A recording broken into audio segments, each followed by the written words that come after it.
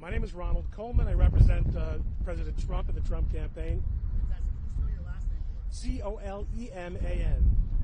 Obviously, the judge has made a ruling. Tell us your perspective of what the judge said to you today. Well, the judge, I think, was very deliberate, very careful, very thoughtful.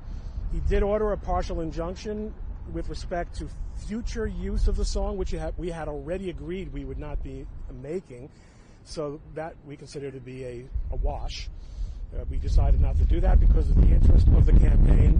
The campaign has no interest in annoying or hurting anyone, and if the Hayes family feels that it hurts or annoys them, that's fine. We're not going to force the issue.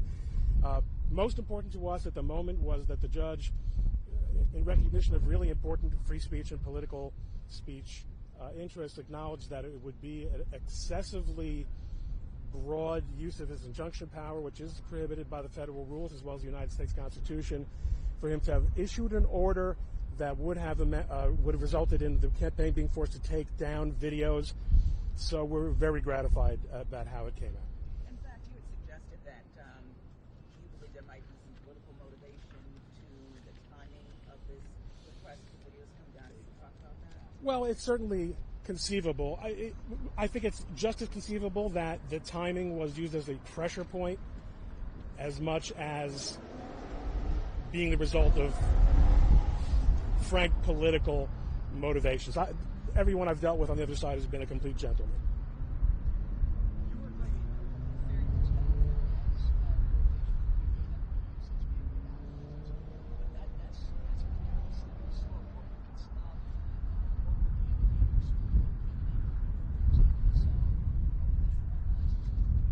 I think it's very important for us to understand that the fair use argument that we've been making is based on the way the video appears more or less in the background of the video. I'm sorry, that the song appears in the background of the video.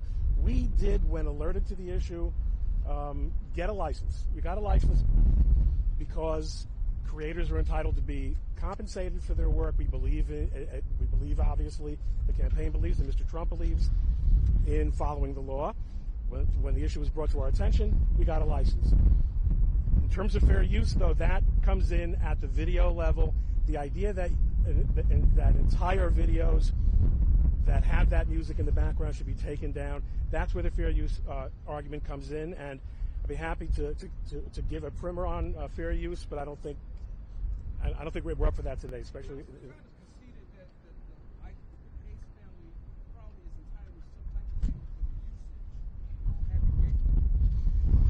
We actually have not conceded that.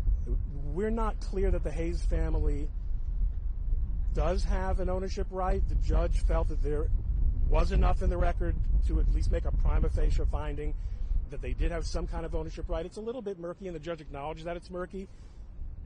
That is something that we're going to actually be talking about. And before we left court, we spoke to the Hayes attorneys and to Mr. Hayes III about trying to work something out. We want this to be as cooperative a process as possible going forward. Mr. Coleman, can you talk a little bit about the political part of this that you brought up in the courtroom? Do you think that this all came to be because we are so close to the election? Again, I do think the timing is implicated by the election, but there's every reason to believe that that choice was a tactical litigation decision. I have no way of knowing. I don't have an impression that Mr. Hayes is particularly political, but I could be wrong. I don't know the man. What message do you take back to your client, Donald Trump? He should understand that the Northern District of Georgia is a very good court that listens closely, that doesn't take sides, that calls it as they see it. That's the message. We have been meticulous about securing rights through the front door whenever possible.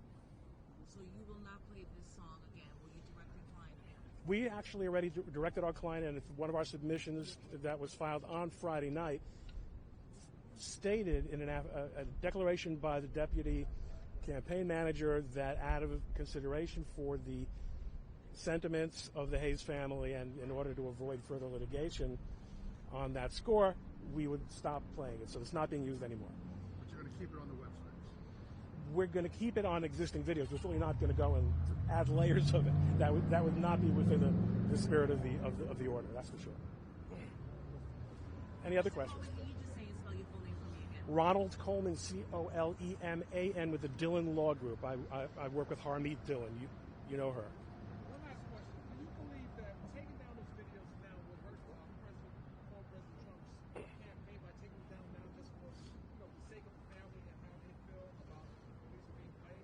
That's a political question, and I'm just a country lawyer. Thank you.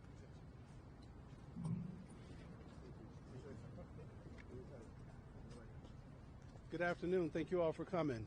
My name is James L. Walker, Jr. I'm the lead counsel for Isaac Hayes and the Isaac Hayes estate, as well as Isaac Hayes Enterprises. I want my client, Isaac Hayes III, who I'm so proud of today. No one has ever stood up to Donald Trump like this. My co-counsels, Reginald Green, and Mr. Griggs, we've stood with this man, and he and his family stood up to Donald Trump today, and I'm very proud of him. Very proud of you. Thank you. Appreciate it. We are very grateful and happy for the decision by Judge Thrash. Donald Trump has been barred from ever playing the music of Isaac Hayes again. I couldn't ask for a better decision. I want this to serve as an opportunity for other artists to come forward that don't want their music used by Donald Trump or other political entities, and continue to fight for music, artist rights, and copyright. Any questions? And your reaction to the judge saying that he would not ask that the videos be taken down? That's temporary. Once we get to trial and we prove that they do not have a license, today was a preliminary injunction to stop them from using it any further. Now we'll go into an evidentiary process. My co-counsels will start discovery. You can elaborate what happens next in discovery. So today was called the preliminary injunction, and the purpose was to stop him from any further use. The case, the underlying case for the infringement is still proceeding forward, and we're going to take the steps necessary to ensure our client a victory. There was a lot of conversation today just about whether or not it was accurately communicated to them to stop using the song. I think you guys tried to prove over and over that you asked several times. Can you go through the steps in which you tried to get everyone's attention to stop using it, and then the subsequent use over and over? Yeah, so this has been a 4-year process. Initially in 2022, right after the Uvalde mass shooting at the NRA convention in Houston, Donald Trump used Hold On, I'm Coming. I made a tweet that I was not pleased with that. A cease and desist was sent at that point.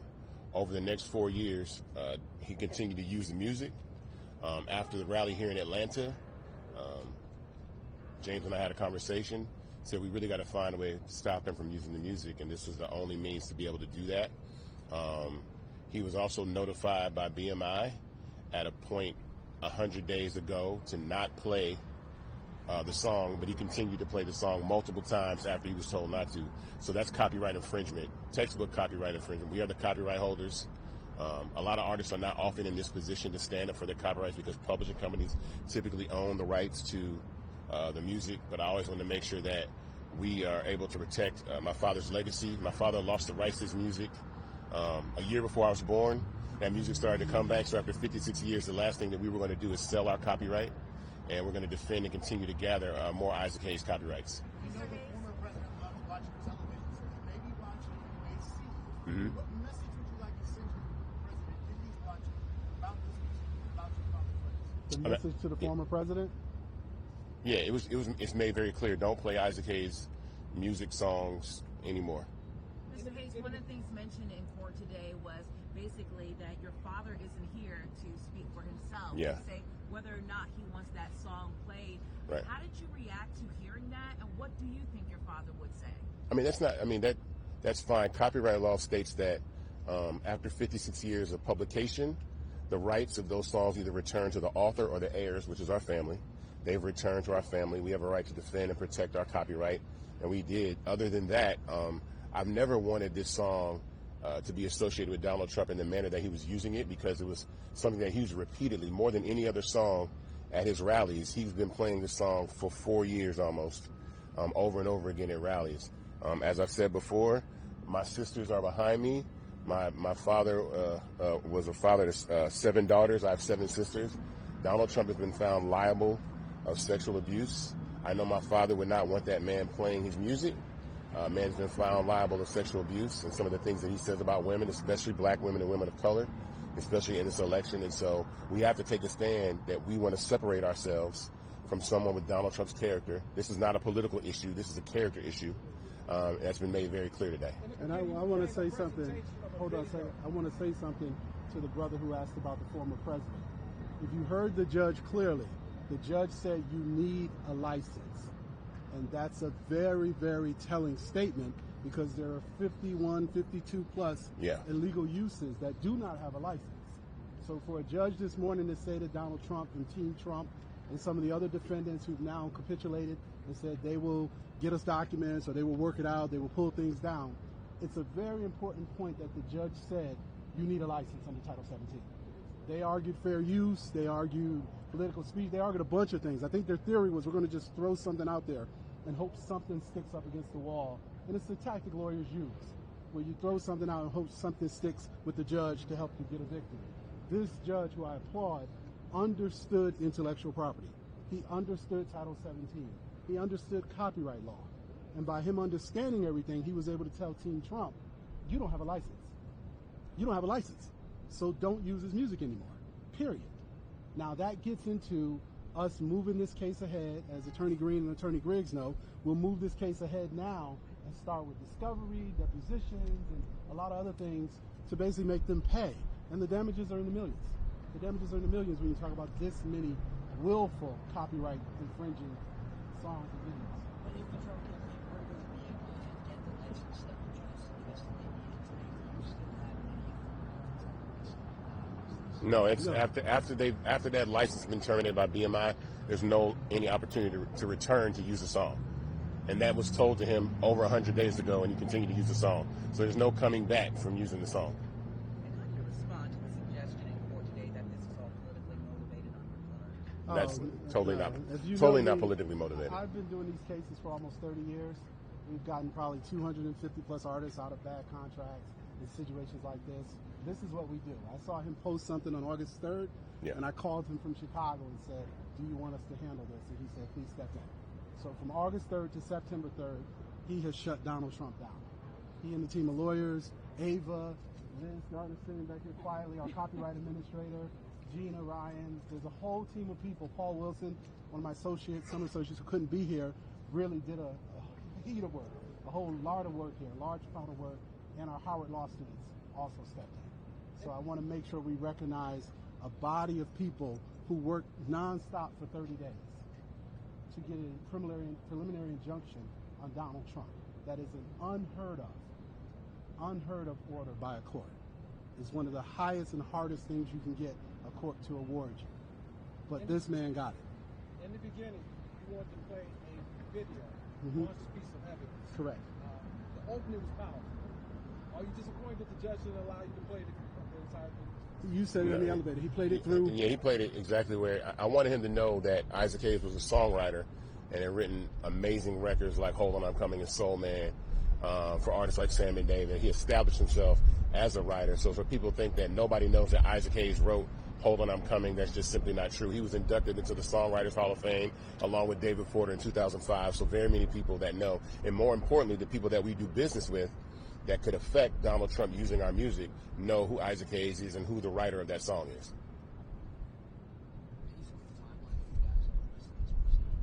Griggs, you want to take that one? Discovery and where we're going to go? So again, we have to go through discovery. You have to go through the litigation process. And so it's a process. We're looking at months. But I think the message was clear here from the court that you have to follow the law. And I think in Georgia, it's repeatedly been said that nobody's above the law. They're not above copyright law. They're not above any law. And so I think a message was sent today because Mr. Hayes and his family stood up for the rights and legacy of his father. And a message was sent from a federal judge. Right. You must stop using these works without a license. That is a powerful and profound statement from a federal judge. So we rebut the fact that there's an election coming. This is about the law mattering. And Mr. Hayes is a champion of rights. He's shown that today by being one of the first to actually have Donald Trump enjoined, ordered to stop doing something. And so that's historic. We're honored to work with him and these lawyers as we will continue in the process, but it'll take months. Isaac, can you talk about, for those who don't know, what the significance of that song is? What does it mean? What does it mean to America? What does it mean to music? What does it mean to your family? And why would Donald Trump want to use that specific song? I mean, I don't care about why he wanted to use it. I know that my father was, one of the pillars of Stax as a songwriter before he became an artist. He wrote songs that were the soundtrack of the 60s and the civil rights movement. Hold On, I'm Coming, to Soul Man, those records were part of that, and that's extremely important. That song is one of the gems of our catalog, and it's licensed, plenty of times every year. And that was the point about this injunction, is the fact that I don't want that song politicized in any way, because it's not about politics, but it's also about the character of the person that's using the song. And so let the song speak for itself. We don't need Donald Trump's help to highlight a song that is as classic and powerful as Hold On, I'm Coming. And the judge also said that you couldn't prove that you were being harmed by future brands, so he wanted to use that song. Can you talk about that a little bit? Well, let me answer that. He said we couldn't prove that it was irreparable and imminent. He didn't say we couldn't prove it down the line at trial. He was saying, is it something today? And obviously there's still license in the music, so I think the judge's position was, hey, I know you're hurt, but you're still making money. You're still licensing the song. And we respect that. We could go back and forth, but we understand the judge was trying to be fair and balanced. Right. And Attorney Green pointed out some things, about the decision of being fair. Right, and the way it works is that today was to stop Donald Trump from unauthorized use of the song and to protect our right to go forward to be compensated for the use that's already been done. So at the end of the day, it's a victory across the board. Are there any brands out there who actually use the song that you're allowed to use it? Yeah, I mean, the song gets licensed dozens of times a year. So it's I couldn't tell you, but enormous, very powerful brands. These are always, even when we talk about the penalty for copyright infringement is $150,000. We get licenses that exceed that, sometimes double, triple that for this song. And so I want to continue to be able to do that. This is something I always say all the time, that my father lost the rights to his music. So the ability for him to actually benefit off his works was something that he never got to do. But we have a family here that never really got the opportunity to do that. We are his heirs. We have the right to continue to defend his copyright and benefit off it. We are proud of our father's legacy, that he left a legacy that's so lasting even beyond his life and is part of Black American culture and American culture itself. So, I'm not worried about, Trump using that song or adding any value to that. Any other questions? Well, we thank you all for coming out. We thank the people watching at home for supporting Isaac Hayes and the family of Isaac Hayes. And I thank all my staff that are here, some in the office. I think everybody, this is just the beginning. We still have a lot of work to do. We have to go through all of these uses and show where there is no license. And I want to point out, when you put a video up and someone downloads it, now we feel that's another form of infringement. Just as if you download back in the day something on a CD or DVD, we want to go through thoroughly all of these uses and figure out where the video went from Donald Trump posting it to the internet, circus of people downloading it, and hold him accountable for all of it as willful copyright infringement. So we thank Judge Thrash for granting our motion, and we thank all of the people who worked here and all of you who kept this story alive. It's very important. I want Mr. Griggs to talk about just artists and their interests and the rights of artists. Actually, I want to say that myself. Yes. Yeah, I think I want other artists to come forward that don't want their music politicized. I know it's something that is standard done by these PROs, BMI, ASCAP, but if you don't want your music used by someone like Donald Trump, contact your performing rights organization. Tell them directly that you do not want Donald Trump using your music, and they will remove your work from his ability to do so, which is what we have done, and then we've taken that step further to bar him from ever playing that song again. So I hope all the other artists that out there that have been in the news lately that have had an issue with him playing their music take this next step to bar him from using their music. As we wrap up, we got to get back to our black jobs. We thank all of you, but I got another hearing tomorrow, so I got to get to our black job. Thank you. Okay. Thank you.